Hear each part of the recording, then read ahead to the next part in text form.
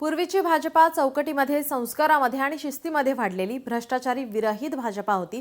सध्याच्या भाजपामध्ये भ्रष्टाचारी, जेलमध्ये जाऊन आलेले, दाऊदशी संबंध असलेले गुन्हेगार लोक आहेत, अशी टीका एकनाथ खडसे यांनी केली आहे. भाजपाच्या या अवस्थेला राज्याचे नेतृत्व नव्हे, त्यांना पाठिंबा देणारे सर्व जबाबदार आहेत, असंही खडसे म्हणाले.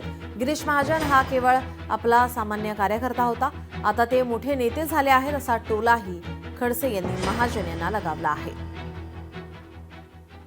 पूर्वीच्या कालखंडामधले भाजपा एका विशिष्ट चौकटीमध्ये, संस्कारामध्ये, शिस्तीमध्ये, भ्रष्टाचार विहीन अशा स्वरूपाची भाजप मानली जात होती.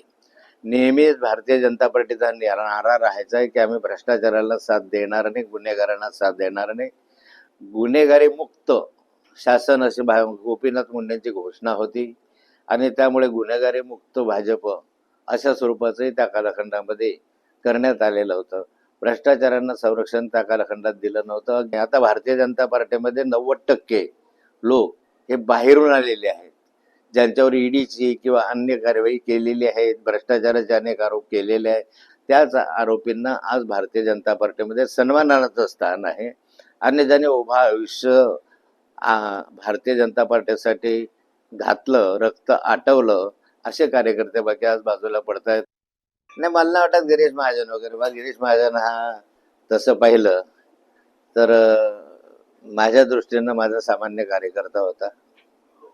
कार्यकर्त्याच्या माध्यमातून आज मंत्री झालं. मी ज्यावेळेस मंत्रिमंडळामध्ये होतो त्यावेळेस गिरीश महाजनांना त्या ठिकाणी स्थान नव्हतं. मी गेल्यानंतरच गिरीश महाजनांना त्या ठिकाणी स्थान मिळालं आणि चांगली गोष्ट आमच्या जिल्ह्याला प्रतिनिधित्व मिळालं.